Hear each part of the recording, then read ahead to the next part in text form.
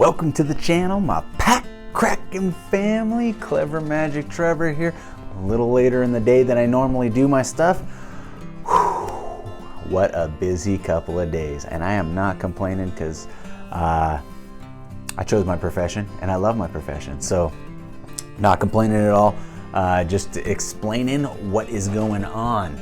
So just a few things to discuss. You guys know what's going on. I have this weekend. I have a lot of cards to send out, and I apologize. I have not even put them in the containers yet. I got to do that tomorrow. After Disneyland, and so the day before Disneyland is when I was gonna send those out, and then I was kind of waiting for a few addresses and whatnot. Tomorrow I will send out a crap ton. I think I was looking at a list. I think I have like 20 people to send things out to. So with that being said, we got to get into something new because we opened the last row before.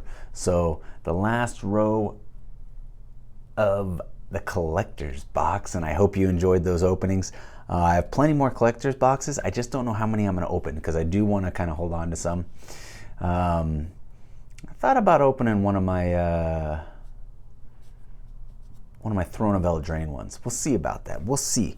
I got a few things coming up, and battles with Kraken Packs MTG. That'll be probably early this next week sometime. We haven't figured out a time quite yet. And then this weekend, when I'm in here doing this, the letters and getting all your cards out to you, I got to get some packaging going for Infinite Card Games because we got the battle going with him too, and I know he's excited about that. I don't know if I'm more excited or if he's more excited. I know he was curious what I'm going to put in there. I'm curious what I'm going to put in there. I've thought about a number of things, so I kind of have an idea. There's just a few last packs. I got to figure out what I'm doing. So just to touch base with everybody, mystery packs, shoot, are they coming out? Did they already come out? No, they're coming out soon. So I'm not sure. They did release what foils are going to be put in there, and I was a little bit disappointed in what they chose.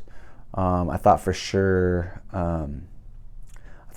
were going to do a few different like uncommons from other sets. Like I thought maybe they might do one based on like Force of Will or something, like a new Force of Will, and do that in foil and whatnot.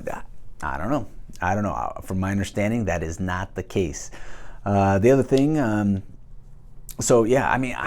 don't know. We'll see if I'm going to get some of those. I plan on getting maybe a few boxes, maybe opening one here. There's only 24 packs. It's a good chance to win some like older cards, and I don't know, I don't know. We'll see if we draft them or if we just open them or what we do with those when I get them. I do want to sit on like one sealed box, but man, there's just too much stuff. There's too much stuff unsanctioned out, and I'd like to get one box of those. They're not all that expensive, but man, between the secret layers, all the different sets, I'm saving up for Ikoria because I think Ikoria is going to be awesome, and from my understanding, what I've read on it, it's all about creatures in this one, like big creatures and whatnot. Super excited. Coming from, always having a love for red, I might be playing green. I don't know. We'll see what happens when the set comes out. Which I do play all the other colors. I just, red's my thing. Everybody knows red's my thing. Blue too. And white. So I like all the colors. What am I talking about? Red's my thing. But the secret lair, I want this secret lair coming up, but my gosh, how many can I buy? I'm running out of money, guys. And we're going into peak season. Spring for selling in Idaho is insane. So we'll see how this goes. I haven't gone through a YouTube season with a real estate season the way we run them. So we'll see what happens. I'm going to try to stay on top of everything. Other than that, there was a few other things I wanted to bring up, but I think it's just interesting. I think it's interesting. I think we're in an interesting time in Magic, and they're trying to figure out their identity as it goes forward. And I don't think they've found, what fits them, in my opinion. I think what has gotten me out of the past is just being overwhelmed with the amount of product, and always reprinting the same cards drives me freaking bonkers. I do think it's like it's a way for people to be able to play the same cards that haven't been in the game as long and been able to collect those. However, collecting is such a huge thing, and collecting for me is like what I love. And when you don't change the art, you don't change the name of the card, you don't change like the verbiage of what it says. Look, you can have the same dang card. It can do the same dang thing. Call it something different. Then people are playing two different things. I know Frogify has that other name, Casmith something, I can't remember it right now, but you can have the same type of ability on a different card. Allow us to keep these cards special, because we're in that process. And that's the only thing. I know I was having discussions with people, and I'm not saying don't reprint the same cards. I'm saying don't reprint the same cards. Don't take the cheap route and have the same pictures and the same verbiage and the same name, and then devalue what we've spent time to get, and it might devalue the cards anyways, but those cards were special, and it was in a special time when we bought those. And coming from a nostalgic point of view, I don't think you should keep reprinting the same stuff we've loved when we were in the game during that process. Now, if somebody comes along and they get one of these new cards, and then they're like, you know what, I want one of the old ones, eventually when they're in the game for a year or two, then they can go buy and find one of those cards. It's not off the table. It's just a different approach. So that's what I was talking about. I think it was like a week or two ago. When I was mentioning that I'm not a big fan of all these reprints, and Wizards just going off with all these sets. It's like, I enjoyed the 4 sets. The 4 sets quarterly. I think they should have a Secret Lair release with those sets, maybe based on those sets, or maybe have 2 windows for the same release. I don't know. Figure out what cards work. Give like a special summer set that's maybe a little bit more expensive, a conspiracy style set or something like that, and then call it good, because you're gonna have your commanders decks, you're gonna have your challengers decks, which is a whole nother argument. I think the challenger decks should be dummied down a little bit. It's for beginners to get into the game, and here you are just presenting the card. This is the decks that we've spent so much time figuring out what works. Here you go. No, the point of Magic is to put your own. I got a buddy here in town who's doing Twitch videos right now, and he's constantly direct messaging me about his Happily Ever After deck. He's so proud of that thing because he's winning with a Happily Ever After deck.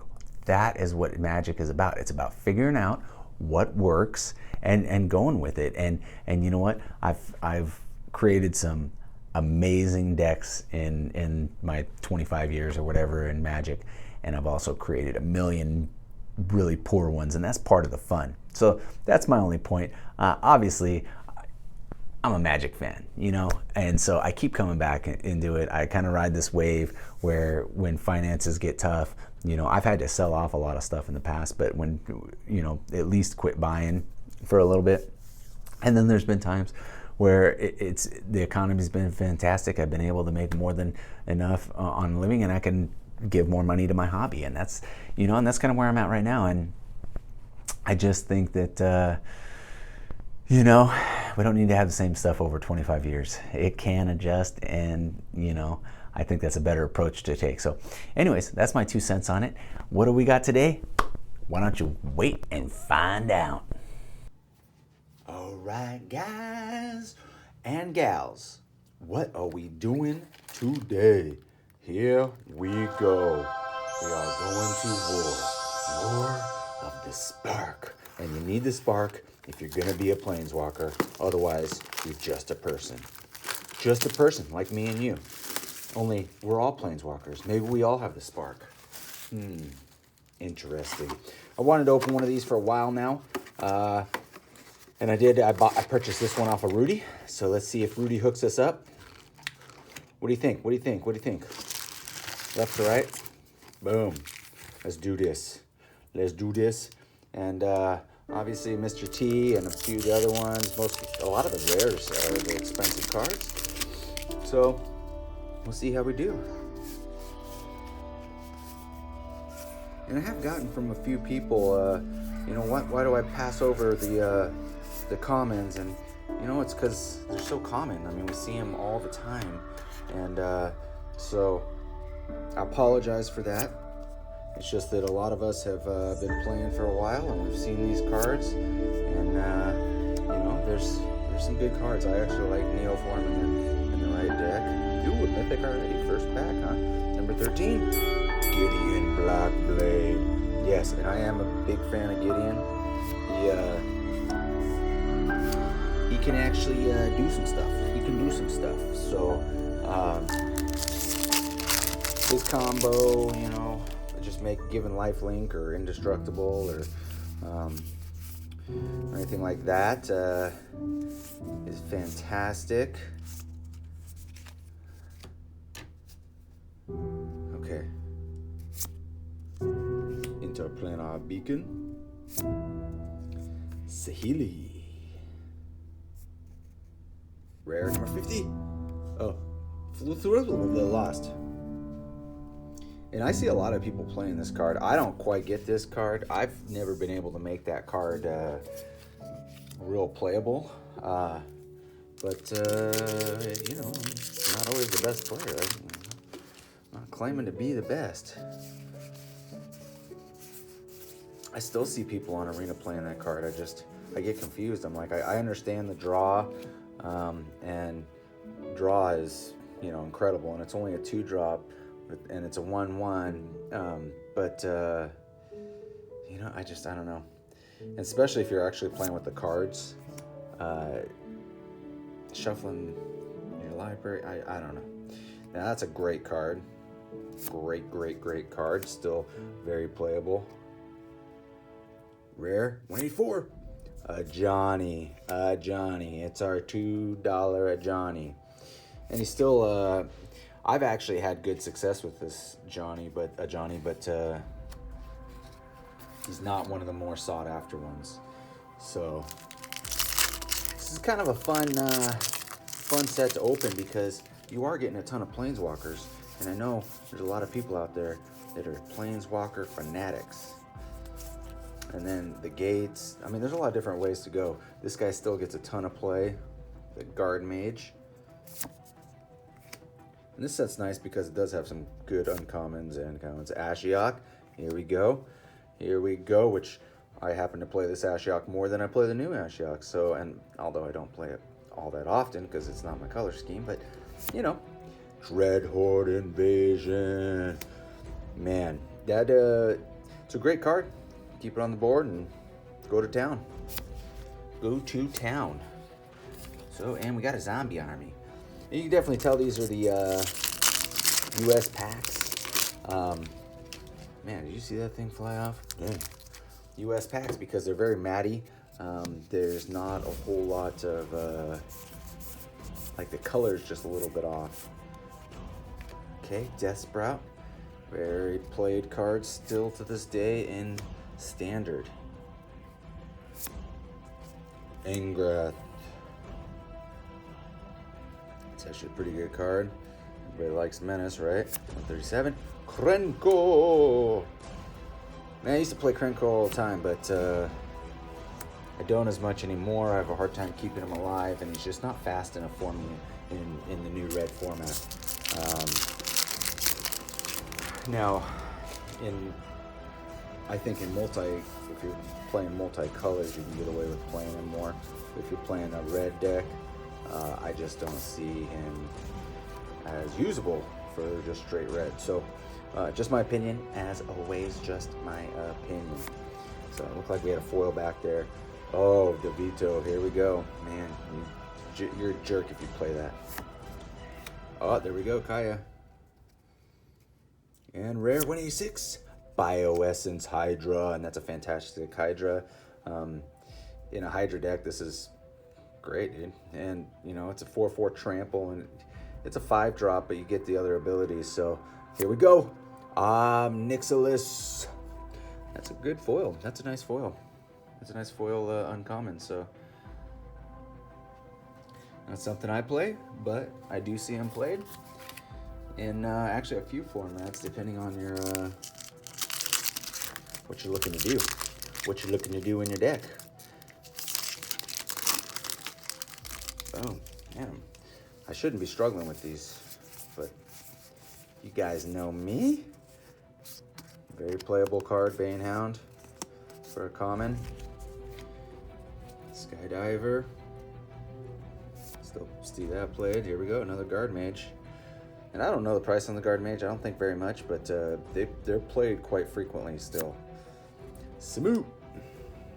All right. Mind Samut. He's all right, or she's all right, but you know, you still don't see that much play.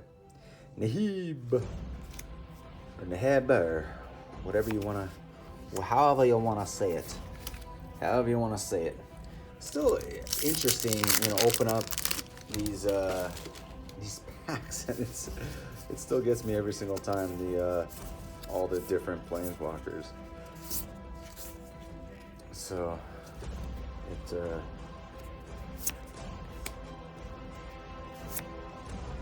Gabriel, that's a jerk. Keeps your cards low in your hand.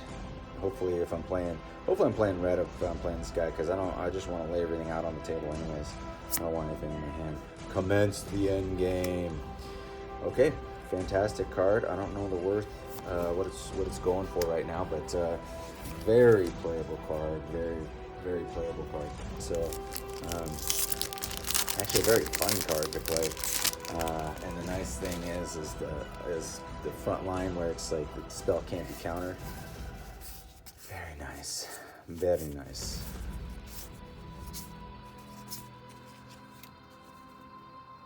Or the top line, I should say. It feels like a foil in this one. The Wanderer. I do have the Wanderer in some of my white decks. Although I did recently take her out of one of my white decks, and I don't know. We'll see. Spark Double, boom, couple bucks right there, $2-3. Also, very playable card. I mean, you're basically cloning whatever and a copy of a creature or a planeswalker, and I have one of those. I have a couple of them in my shenanigan deck. And shenanigan decks are kind of one of those things. I might only win 50% of the time, but when I win in style, and so they're fun. I call them shenanigan decks. Dovin, here we go. He has the Hand of Control in a rare. 85. Deliver into Evil. I love the art on this one. It feels old school, and it is kind of wicked looking. It's just weird, but I do love it. The card, it's not a very playable card, but the art has always kind of piqued my interest.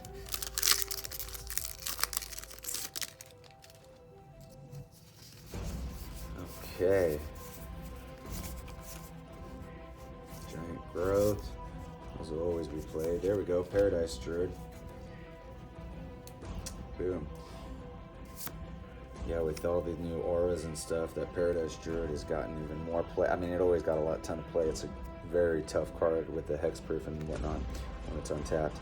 But Teo, but man, it's been getting a ton of play with those auras. 219. Storev. Okay. Ooh, uncommon 204. Mayhem Devil, and that is a fantastic card to get in foil. I think it's probably only 20 cents or 25 cents, not in foil. but it's played like crazy. And this is one of those cards that if you're an all red deck and you go up against something like this, a lot of times you get destroyed. So just because when you're sacrificing, and if you can get it into that point where you're just using his ability nonstop, you're just killing your guys left and right, and you have a lot of 1/1s typically in a red deck, and so it has been the bane of some of my decks. Shanda's Triumph. So in my enchantment artifact deck that I play sometimes, it's kind of a shenanigan deck too, because it takes me a little bit to get going on it, and then once I get going on it, usually it's pretty tough to stop. But I put this in there, and I have a couple copies in there, and it really slows the other guy down if I can get it down quick enough. Not to mention you're losing life every round again. So Ujin, yeah, my buddy Ujin. I do like that card. That is a great card. Beautiful looking too. So that's what we got today, guys.